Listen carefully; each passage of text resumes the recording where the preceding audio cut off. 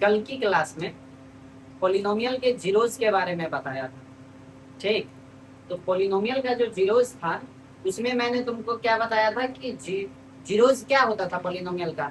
पूरे पॉलिनोमियल में जितने भी वेरिएबल्स है उस वेरिएबल का कोई ऐसा वैल्यू जिससे पूरा पॉलिनोमियल क्या हो जाए, जीरो हो जाए। यानी कि जो भी पॉलिनोमियल दिया है उसको जीरो के बराबर करेंगे और उसका वैल्यू अगर फाइंड करते थे तो जिससे क्या हो जाता था, पूरा पॉलिनोमियल जीरो हो जाता था। यही कहलाता था जीरोज ऑफ द पॉलिनोमियल। कोई दिक्कत यहाँ तक नहीं। इसी जीरोज को रूट्स ऑफ द पॉलिनोमियल भी कहा जाता है। क्या कहा जाता है? Roots of the polynomial. ठीक, तो कभी अगर रूट्स दे दिया जाए तो तुम घबराना मत। ठीक, तो जीरोज हो या रूट्स हो, आज हम तुमको 2.2 का हर एक सवाल या कह सकते हो एक एक सवाल मैं करके दिखाऊंगा और उसके बाद आगे तुम खुद से करना। ठीक, बन जाएगा। और आशा करते हैं कि इससे पहले जितने भी बताए हैं 2.1 हो वो तुम लोग बना लिए होंगे। ठीक, कोई दिक्कत नहीं ना? कंसेप्ट भी समझ में आया ही होगा। अगर कोई भी समस्या हो तो तुम पूछ सकते हो। ठीक, शुरू करते हैं। 2.1 में 2.2 में मैंने तुमको बताया था क्या करना है, क्या करना था, जीरोज निकालना था। तो जैसे मान लो हमारे पास पॉलिनोमियल दे रखा है,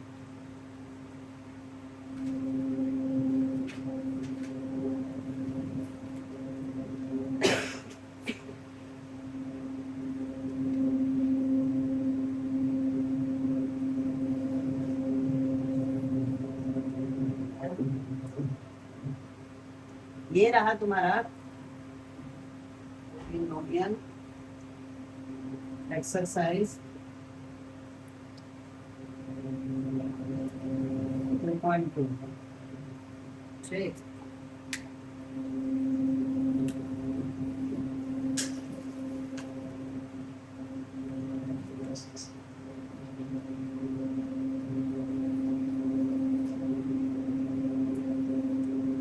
five x square minus 3x plus में 7, ये तुम्हारा पॉलिनोमियल दे रखा है। ठीक, और कह रहा है कि एट x इक्वल टू 7, यानी कि अगर x का वैल्यू 7 दे रखा है तो इस पॉलिनोमियल का वैल्यू क्या होगा। Find the value of polynomial, इस बहुपद का मान ज्ञात करें। इस पर तो अगर x का वैल्यू 7 है तो जहां जहां पर x है वहां वहां पर 7 डालो और आंसर पाओ। जैसे 5 इंटू 7 का स्क्वायर माइनस 3 इंटू में 7 प्लस में 7, तो आंसर हो जाएगा 7 7 49 49 पंचे। जल्दी बताओ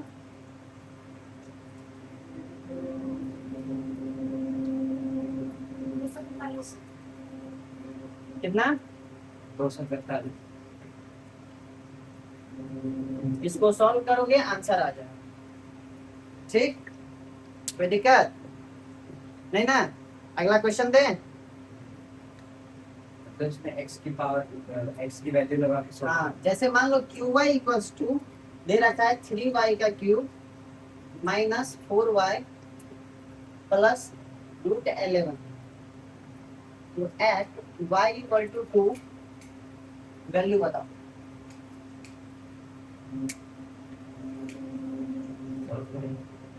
क्या? हाँ, इसको सॉल्व करके आंसर दो। इस पॉलिनोमियल का वैल्यू क्या होगा y इक्वल टू 2 पे?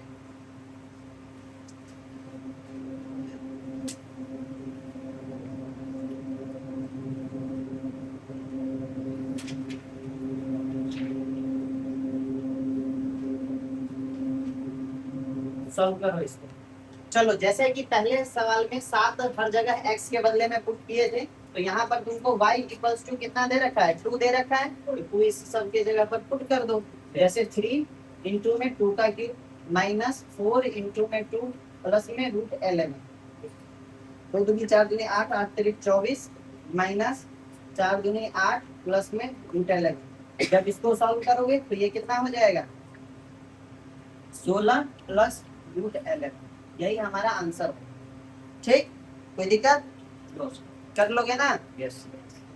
ऐसे ही और क्वेश्चन है इसमें। जैसे कह रहा है तुमको -2 और 2 को चेक करना है कि ये इस पॉलिनोमियल का जीरोज है कि नहीं है, तो इसको डालना। ठीक, इसमें पॉलिनोमियल दे रखा है तुम्हारा, देखना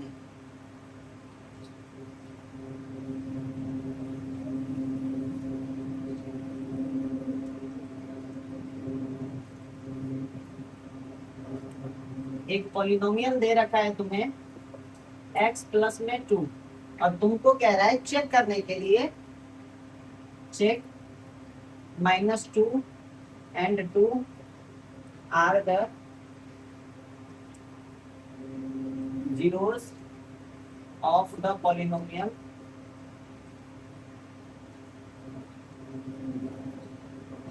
और नॉट। चेक करना है तो कैसे चेक करोगे? तो तुमको 2 डाल के देखना है x के जगह पर और -2 भी डाल करके देखना। अगर क्या आ जाएगा, जिसमें 0 आएगा वही उसका जीरोज होगा, जिसमें नहीं आएगा वो जीरोज नहीं होगा। कर लोगे? हाँ, करके देखना एक बार। x की जगह पे -2 x के जगह पर या तो -2 डालो पहले, उसके बाद देखना जीरोज आ रहा है कि नहीं आ रहा है, और फिर 2 डाल करके देखो कि 0 आ रहा है कि नहीं आ रहा है। जिसमें आएगा वही इसका जीरोज होगा, जिसमें नहीं आएगा तो उसमें नहीं आएगा। हाँ, तो -2 में आएगा तो -2 इसका क्या हो जाएगा? जीरोज हो जाएगा। जैसे मान लो px कितना दे रखा है, x प्लस 2 दे रखा है, तो हमने x के बदले में पहले इसका जीरोज 2 डाला, मतलब -2 डाला, तो -2 प्लस में 2 हो गया इक्वल्स टू 0, यानी 0 आ रहा है तो इसका मतलब ये क्या हो जाएगा? जीरोज होगा, है ना? ये क्या होगा? जीरोज होगा।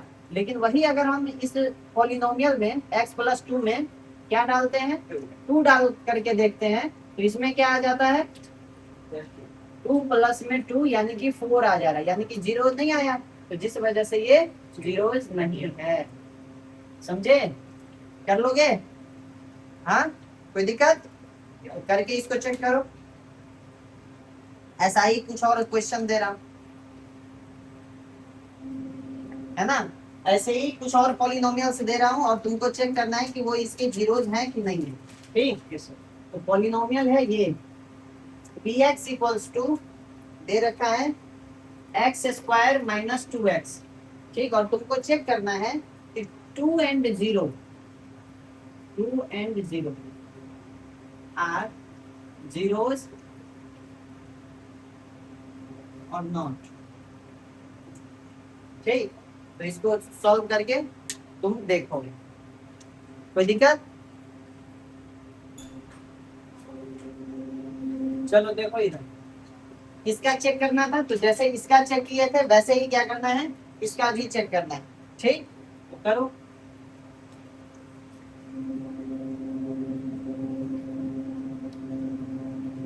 ये जो है तुम्हारा पॉलिनोमियल क्या था, px equal to x square minus 2x।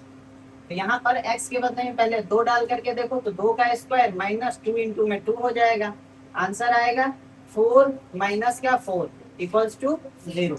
ठीक, इसका मतलब ये क्या होगा, जीरोज होंगे। ठीक, अगर मान लो इसके बदले में क्या डालते, 0 डाल करके देखते, तो 0 का स्क्वायर हो जाता, माइनस में 2 इंटू में 0 हो जाता, तो 0 माइनस 0 यानी आंसर फिर से 0 आ जाता, यानी दोनों के दोनों क्या है, जीरोज हैं। ठीक, तो जीरोज निकालने में किसी को कोई समस्या? आसान चैप्टर लग रहा है ना? तो कोई ज्यादा समस्या वाली बात नहीं है। और देखते हैं इसमें क्या है। अब यहां से तुम्हारा जीरो पॉलिनोमियल जो होता है उसके लिए कोई भी जीरो नहीं होता है, उसका नॉट डिफाइन होता है। बताया था ना कि जीरो पॉलिनोमियल का जीरोज नहीं होता है। ठीक, जीरो जो है वो जीरो पॉलिनोमियल हो सकता है। क्या है? जीरो पॉलिनोमियल क्या होता था, याद है? कांस्टेंट पॉलिनोमियल बताए थे, जीरो पॉलिनोमियल बताए थे, यानी जिसमें कांस्टेंट टर्म बस जीरो हो जाए। क्या हो जाए? कांस्टेंट टर्म बस जीरो हो जाए, उसी को जीरो पॉलिनोमियल कहते हैं। उसके बाद जितने भी लीनियर पॉलिनोमियल होंगे, लीनियर पॉलिनोमियल मतलब जिसका डिग्री 1 हो, उसके पास क्या होगा, सिर्फ और सिर्फ एक ही जीरो। चलो देखो इधर, तो मैंने तुमको इसका जीरोज निकालना बताया, जिसमें दोनों क्या हो गया था, तो इसके जीरोज हैं। अब इसके बाद 2.2 जो है वो तुमको आसानी से बन जाएगा, इसमें कोई भी ऐसा क्वेश्चन नहीं है जो तुमसे नहीं बनेगा। जैसे पहले वाले में कह रहा है कि x का वैल्यू 0 डालो, है ना, मतलब पॉलिनोमियल उसमें दे रखा है, फिर x का वैल्यू डालो और उसका वैल्यू फाइंड करो कि उस पूरे पॉलिनोमियल का वैल्यू क्या होगा, जो कि सबसे पहला क्वेश्चन जो करवाए थे उसी पे बन जाएगा। दूसरा क्वेश्चन कह रहा है कि ऐसे ही वैल्यू ही फाइंड करना है, पॉलिनोमियल दे रखा है, लेकिन अब की बार p का एक बार 0 डाल के देखो, फिर एक बार 1 डाल के देखो, एक बार 2 डाल करके देखो। अलग-अलग जैसे आपने हाँ। 0.4 हाँ, जैसे मैं एक क्वेश्चन करके दिखा देता। Yes sir, thank you.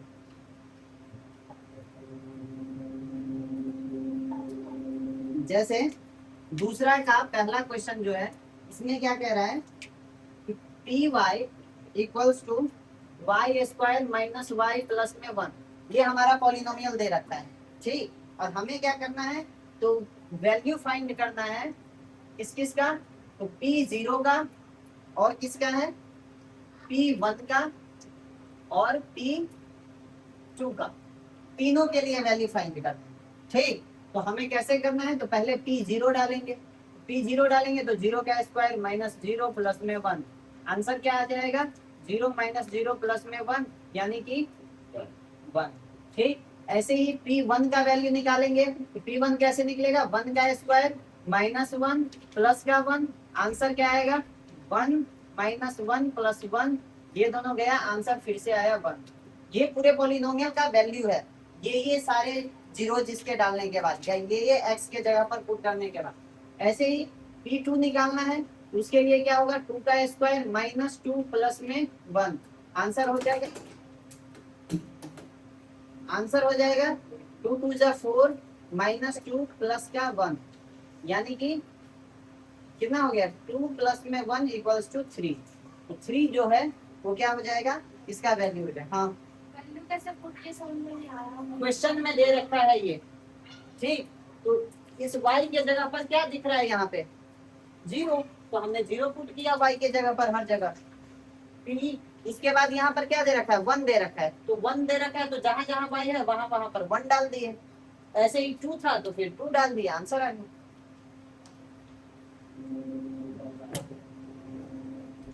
कोई दिक्कत, कर लोगे, लिख लो इसको।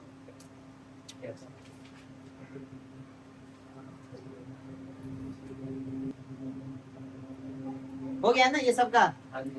अब जैसे देखो तीसरे में क्या कह रहा है कि वही जीरोज वेरीफाई करने हैं, तो पॉलिनोमियल दे रखा है और साइड में कॉमा दे करके x का वैल्यू दे रखा है, ठीक। तो वो पुट करके देखेंगे, अगर वो क्या होगा, 0 आएगा वैल्यू तो जीरोज होगा, अगर नहीं आया तो नहीं होगा। तो बस जीरोज क्या करने हैं, फाइंड करने हैं कि ये है कि नहीं है, बस वेरीफाई करना है।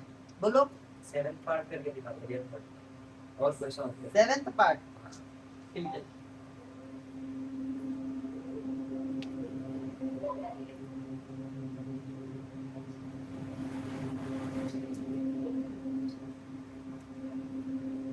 तीसरे का 7 क्या कह रहा है इसमें, tx equals to 3x square minus 1, ठीक। और x का वैल्यू दे रखा है x equal to minus 1 by root 3 comma 2 by root 3, यही दे रखा है ना। तो इसमें सबसे पहले x का वैल्यू माइनस 1 बाई रूट 3 डाल करके देखेंगे, तो p minus 1 by root 3 equals to 3 minus 1 by root 3 का स्क्वायर माइनस का 1, आंसर आएगा। इसका स्क्वायर करोगे तो 1 आएगा, यानी 3 इंटू में माइनस माइनस तो प्लस हो जाएगा, स्क्वायर है ना, और 1 को 1 से मल्टीप्लाई करोगे तो 1 ही आएगा, और रूट 3 को रूट 3 से मल्टीप्लाई करोगे तो कितना आ जाएगा, 3 आ जाएगा। कैसे आया पता चला ना। नहीं, रूट 3 को जब हम रूट 3 से मल्टीप्लाई करते हैं तो 3 इंटू में 3 अंदर आ जाएगा, इस दोनों में से एक बाहर आ जाएगा, ठीक। तो ये 3 बाहर निकल गया, उसके बाद फिर माइनस का 1, अब ये से ये कट जाएगा, मल्टीप्लाई हो रहा है, आता है ना ये सब। यहाँ से बचा 1 माइनस 1 इक्वल्स टू 0, जीरो आया कि नहीं आया, इसका मतलब 0 नहीं आया, तो इसका मतलब ये क्या है, इसका जीरोस होगा, ठीक। दूसरा वाला भी ऐसे ही चेक करके देखेंगे, कर लोगे ना चेक। अब की बार क्या करना, p 2 अपॉन में रूट 3 डालना, ठीक। तो क्या हो जाएगा, 3 इंटू में 2 अपॉन में रूट 3 का स्क्वायर और माइनस का 1, वो आंसर आएगा 3 इंटू में 2 का स्क्वायर करोगे कितना हो जाएगा, 4, और रूट 3 का स्क्वायर 3, अभी तो किए थे, ठीक ना, और ये माइनस का 1, 3 से 3 कटा, बच गया 4 माइनस 1 इक्वल्स टू 3। तो ये नहीं है इसका जीरो, इसका जीरो है नहीं है, तो एक है और एक नहीं है, ऐसे ही चेक करना है, कर लोगे ना। उसके बाद फिर कुछ पॉलिनोमियल्स दे रखे हैं चौथे वाले सवाल में क्या दे रखे हैं, कुछ पॉलिनोमियल्स दे रखे हैं, जैसे दे रखे हैं px equals to x plus 5 और कह रहा है कि इस पॉलिनोमियल के जीरोज निकाल करके दिखा। तो कैसे निकालोगे, जीरोज का मतलब होता है कि पूरे पॉलिनोमियल का वैल्यू कितना होना चाहिए, 0। इसका मतलब है कि ये वैल्यू जो है x प्लस 5 जो है वो कितना होना चाहिए, 0 होना चाहिए। ठीक, तो किस वाले वैल्यू पर ये 0 हो जाएगा, तो x को यहीं रहने दो और 5 को उस साइड ले जाओ, तो क्या हो जाएगा माइनस का 5, यानी x का वैल्यू जब तुम माइनस का 5 डालोगे तो ये पूरा पॉलिनोमियल 0 हो जाएगा। हाँ बताओ, सिक्स्थ का सेकंड पार्ट बताना। सिक्स्थ का सेकंड पार्ट, फोर्थ क्वेश्चन में सिक्स्थ का सेकंड पार्ट देखो इसको पहले करो उसके बाद फिर बता।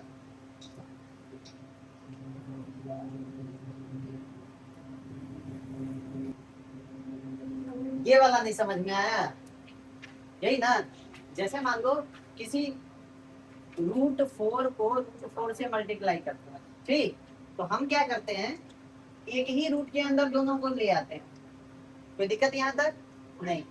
अब इसका मतलब होता है, इस रूट का मतलब होता है कि यहाँ पर क्या है, 2 है, 2 मतलब पावर 1/2 हुआ है, ठीक, तो ये ना 2 का पेयर बन करके बाहर निकल जाता है, तो ये 2 का पेयर बन रहा है तो 2 है, तो इसमें से एक बाहर है, बस इतनी छोटी सी बात है, समझ में, कोई दिक्कत, चलो लिख लिए, सारा हो गया, चलो आगे।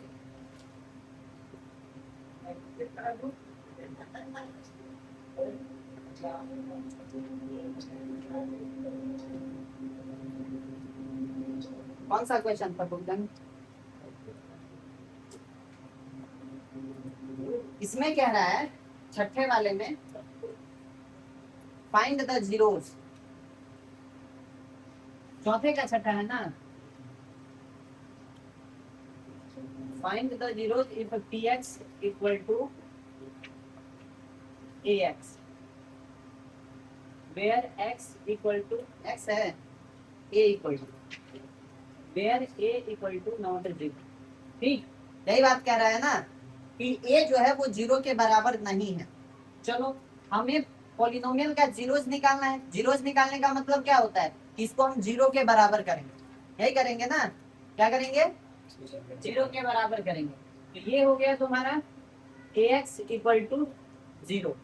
लेकिन अब अगर मान लो ये दोनों अगर 0 के बराबर है, इसका मतलब या तो a 0 होगा या फिर x 0 होगा, तभी तो मल्टीप्लाई होकर के 0 दे रहा है ना। जैसे मान लो कि तुम 2 इंटू में 3 लिखते हो और कहते हो क्या, ये पूरा जो है ना इसका वैल्यू करके 0 आ जाएगा, अगर ऐसा मानते हो, ठीक, कि 2 और 3 को मल्टीप्लाई करेंगे तो 0 हो जा रहा है, इसका मतलब या तो 3 के बदले में यहाँ पर 0 होना चाहिए या फिर यहाँ पर क्या होना चाहिए, 2 के बदले में 0 होना चाहिए, यही होगा ना।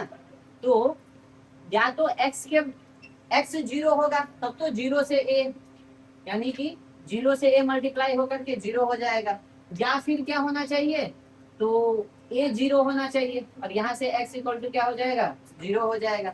लेकिन क्वेश्चन में पहले से कह रहा है कि a जो है वो 0 के बराबर नहीं है, क्या कह रहा है, a जो है वो 0 के बराबर नहीं है, इसका मतलब है कि x क्या होगा, 0 होगा, ठीक, तो x इक्वल्स टू a को उस साइड ले जाएंगे तो 0 अपॉन में a हो जाएगा, यानी x बराबर क्या हो जाएगा, 0, ठीक, यही आंसर होगा। अगर मान लो यहाँ पर क्या होता, ये जो क्या बोलते हैं इसको, अगर a 0 होता तब तो 0 अपॉन में 0 हो जाता ना, क्या हो जाता, 0 अपॉन में 0 हो जाता। अगर मान लो a का कुछ वैल्यू है 1 2 3 4 5 6 7 कुछ भी वैल्यू है, ठीक, तो 0 को अगर हम उससे डिवाइड देंगे तो क्या आएगा आंसर, 0 ही आएगा। तो हमें तो बस क्वेश्चन में ये दे रखा है कि a 0 नहीं है, तो ठीक है मान लिए a 0 नहीं है, a 1 2 3 4 में से कुछ भी हो सकता है, तो इसलिए a को उस साइड ले गए तो वो डिवाइड में चला गया, तो 0 को जब डिवाइड करेंगे तो x बराबर 0 आ गया। आया समझ में, पक्का, हो सके तो 7 भी समझा दो। 7 भी समझा दे,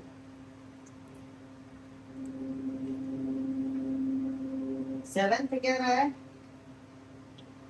px equal to cx plus में d, और कह रहा है c equal to not zero. c and d are real number. Real numbers क्या होता है पता है तुम लोगों को? वास्तविक संख्या। वास्तविक संख्या या रियल नंबर कहते हैं जितने भी रैशनल और इरेशनल नंबर है, यानी परिमेय और अपरिमेय संख्या है, उन सबको क्या कहते हैं? तो वास्तविक संख्या। समझ में आया? अब यहाँ पर क्या है, तो जैसे देखो कह रहा है कि इसका जीरोस निकालना है, तो निकालो इसका जीरोस। सी एक्स प्लस में डी इक्वल्स टू, तुम जीरो लिखोगे, कोई दिक्कत यहाँ तक नहीं। अब इसमें कह रहा है कि सी जीरो के बराबर नहीं है। क्या है?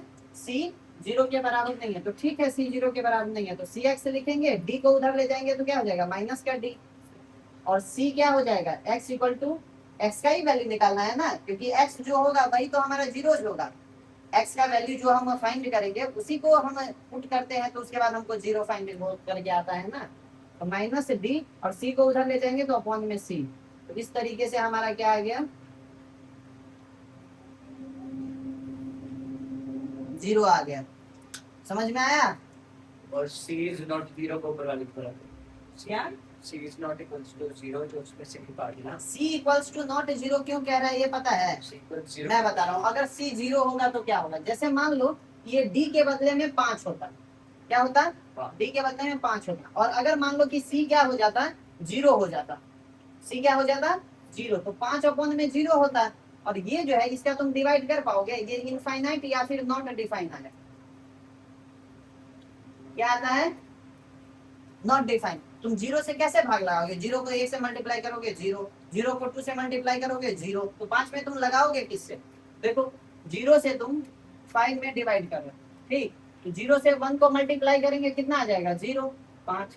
अब क्या लगाओगे? फिर से जीरो को किससे मल्टीप्लाई करोगे? 2 से लगाओगे, 3 से लगाओगे, 4 से लगाओगे, 5 से लगाओगे, किससे लगाओगे? हर बार जीरो जीरो जीरो, तुम डिवाइड ही नहीं कर पाओगे। तो या तो नॉट डिफाइन या तो इनफाइनाइट कह देते हैं इसको, इसलिए ये पहले ही बच रहा है। वो कह रहा है कि सी जो है वो जीरो नहीं है। अब तुम निकालो जो वैल्यू निकाल सकते हो, तो सी अगर जीरो नहीं है तो आ गया हमारे पास माइनस डी अपॉन में सी। समझे? अगर मान लो सी के बदले में 1 हो, 2 हो, 3 हो, तो कोई बात नहीं है, 5 अपॉन में 1 आ जाता, या फिर 5 अपॉन में 2 आ जाता, जैसे इसमें हम एज्यूम किए थे उसके हिसाब से। आया? कोई दिक्कत?